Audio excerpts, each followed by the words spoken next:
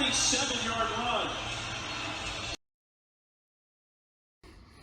Hey, welcome back everyone to Live Medallion.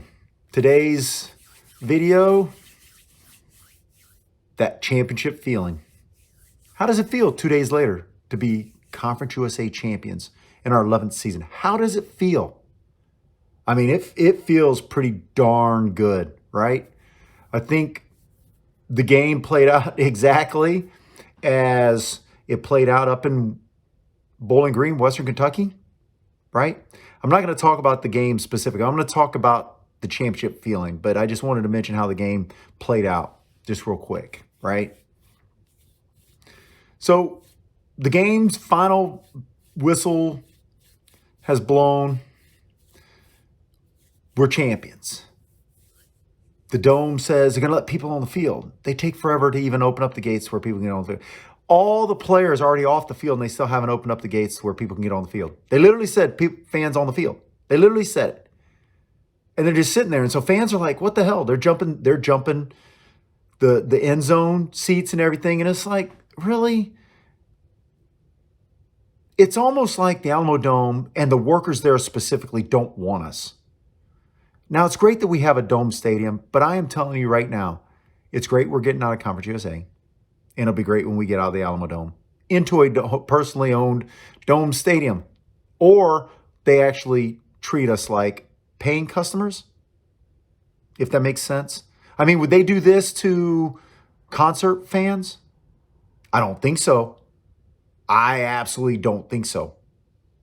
But with that being said, let's see. The fans finally get on the field, and around there we hear Coach Traylor talk and wax eloquent about the guys, how they came together and how much they've rallied around each other, right? And how they did it for San Antonio, how great the guys are. Sincere McCormick kind of said the same thing, right? Gave credit to his boys, as he put it. And man, he had a fantastic game. But it's such a euphoria in that stadium. 41,000 fans. And I'm not sure 5,000 left early. I think at the end of the game, when that final whistle was blown, there was probably still 37,000 people in the dome, even when we were up big, right? And even when we won, people hung around to watch the celebration in the stands, on the field. It was quite impressive. It shows the untapped potential of what UTSA brings to college football. Now, check this out. So I went back and I looked at Conference USA championship games. I don't know how many have been played on Friday.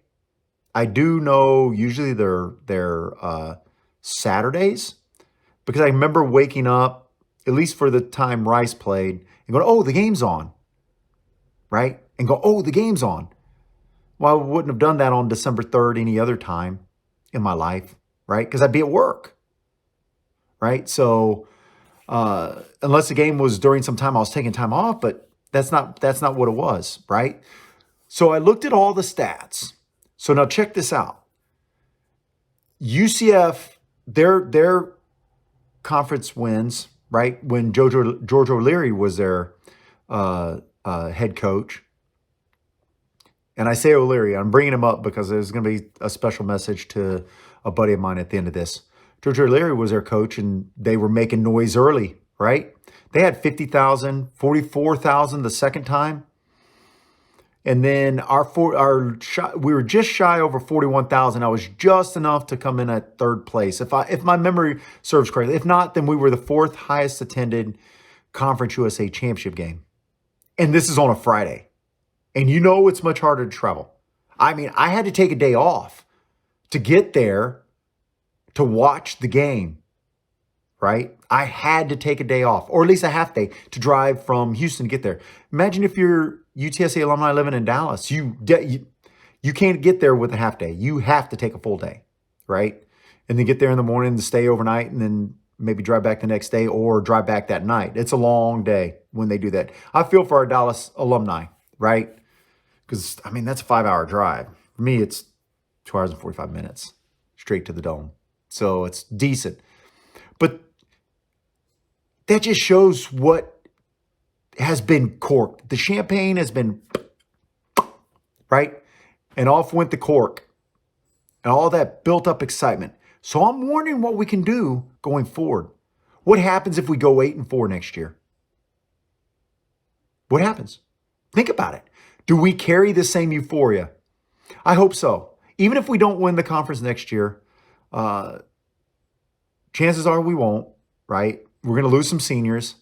But you're hoping some freshmen that got some valuable playing time, some sophomores, they step up because that's going to be another year of bowl practice and another year of experience under their belt.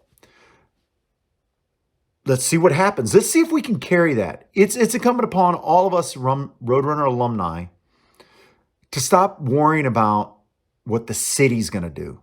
Let's worry about what other alumni are going to do. Can we get those alumni jazzed up? Can we help set them up to find tickets to get into the dome, right? Can we say, hey, look, these tickets are going on sale. You want me to pick you some up? That kind of thing, right? And let's really get alumni. Let's get navy and orange wearing alumni in there. Happy for the fans that got on the train, the trailer, right? Got on the trailer, the semi-trailer, and they pulled us through, right?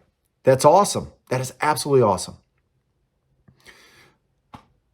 So when the celebration's over and I finally make my way down to the field, I start looking for specific players. Because for me, I have front row seats right by the defense. And they put that defensive huddle or benches right there. I mean, there's maybe 10 feet. They can hear what we're saying. They know we're cheering them up. And every game, it's a running theme that I pick someone out, and I say, you're going to get one. And I told Dadrian Taylor, stay frosty, you're going to get one. Sure enough, he got an interception. I've told Corey Mayfield that a lot. And you know what? He's come up with some either sacks or fumbles or an interception, and he got himself an interception also. And it was great to see Tariq Woolen back on the field. And I've said we've missed him, and we have. And I don't know if our defense is markedly. It's hard to say it's hard to put into words the feeling about having him in the defense. Does he make our defense markedly better? In some ways, yes. And in some ways, no, not really. I think in the ways in yes is he's calm. He's one more player in that rotation in the secondary, right? That when we get up big, he can come out and get some rest. We can get other people in there. And then when the game starts getting tight, he can get back in there.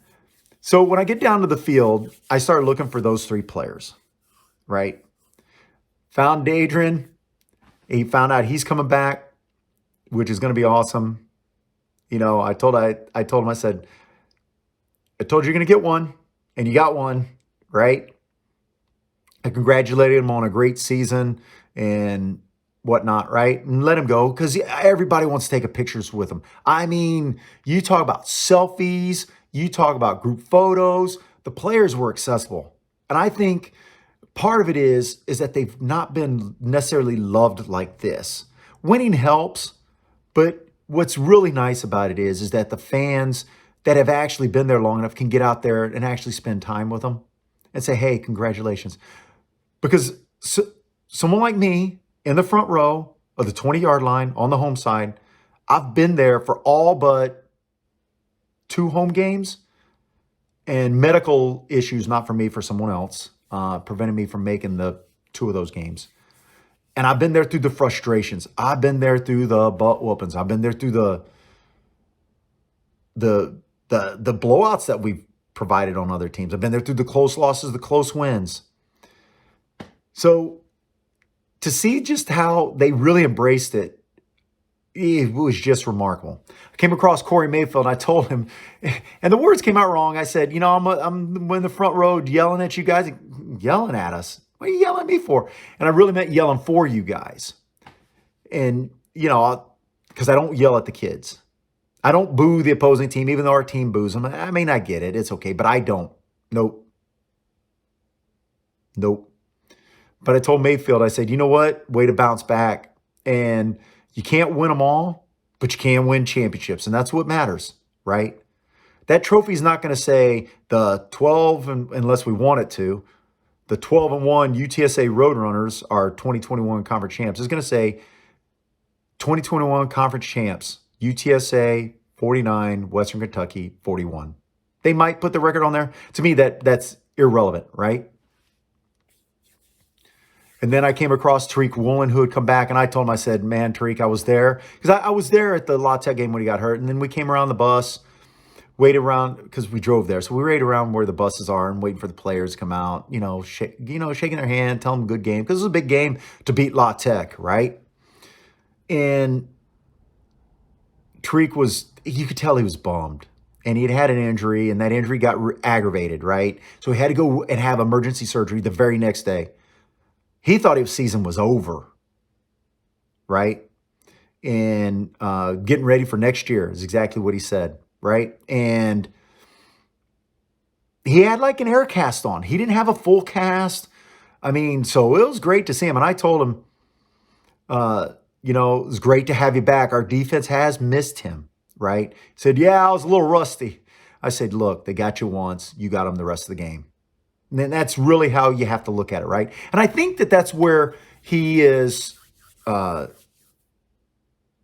the biggest help for us against Western Kentucky. So I'm not so sure if he's not there, we survived this, to be honest with you.